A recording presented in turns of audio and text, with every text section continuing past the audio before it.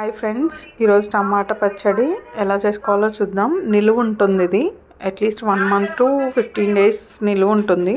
ఫ్రిడ్జ్లో పెట్టుకుంటే 1 month వరకు ఉంటుంది, ఇంకొంచెం ఎక్కువ కూడా ఉంటుంది. మన మెయింటెనెన్స్ దానికోసం టమాటాలను ఇలా నీట్గా కడుక్కొని పీసెస్గా కట్ చేసుకొని ప్యాన్లో ఉడికించుకోవాలి దాన్ని. అది దాంట్లో ఏమి వేయాల్సిన అవసరం లేదు. కాస్తంత పసుపు వేసి ఉడికిస్తే చాలు. దాంట్లోని వాటర్ సరిపోతుంది మనకి. అది ఉడికి దగ్గర పడే వరకు బాగా ఉడికించుకోవాలి. కాస్త చిక్కగా అవ్వాలి, వాటర్ అంతా ఎవాపరేట్ అయిపోయి. దాని తర్వాత కాస్తంత మెంతులు వేయించుకోవాలి పొడి కోసము. మెంతులు వేగాక అందులోనే కాస్తంత జీలకర్ర వేసి వేయించాలి. జీలకర్ర మెంతులు వేగిన తర్వాత దాంట్లోకే కాస్తంత ఆవాలు వేసి వేయించుకోవాలి. ఆవాలు బాగా వేగాక తీసి పక్కకు పెట్టుకోవాలి. ఈలోపు పచ్చడి టమాటాలు బాగా ఉడికాయా లేవో చూసుకోవాలి. ఇలా చిక్కబడాలి, వాటర్ అంతా ఎవాపరేట్ అయిపోయి.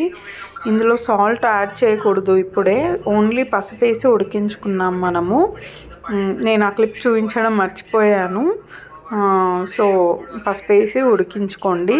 అది కాస్త చిక్కబడ్డాక ఆవాలు, జీలకర్ర, మెంతులు ఇవన్నీ చల్లారబెట్టుకొని మిక్సీ చేయాలి.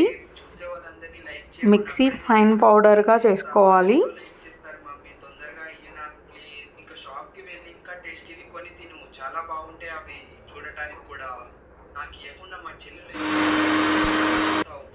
మిక్సీ ఫైన్ పౌడర్గా ఇలా చేసుకోవాలి.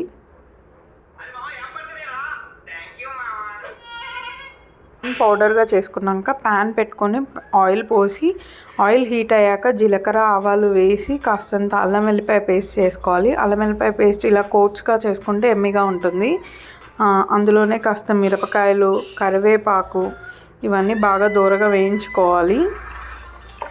వేయించుకున్నాక అందులోకి అల్లం వెల్లిపాయ పేస్ట్ వేసేసుకొని ఇవన్నీ పచ్చివాసన పోయి అల్లం వెల్లిపాయ పేస్ట్ వేగే వరకు కలుపుకుంటూ ఉండాలి.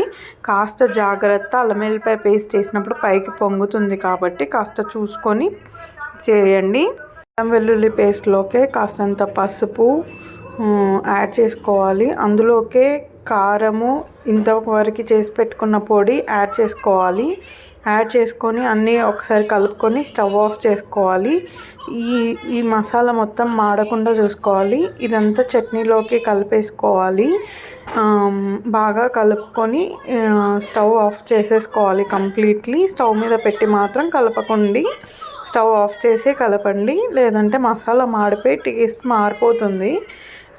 అండ్ ఇందులోకే ఉప్పు యాడ్ చేయండి. మనం ఇప్పటివరకు ఉప్పు యాడ్ చేయలేదు కదా, లాస్ట్కి యాడ్ చేస్తే మనం టేస్ట్ కరెక్ట్గా మనకు అర్థమవుతుంది. మసాలా కారం ఎంత ఉంది, దానికి తగ్గట్టుగా ఉప్పు యాడ్ చేసుకోవచ్చని లాస్ట్కి యాడ్ చేశాను.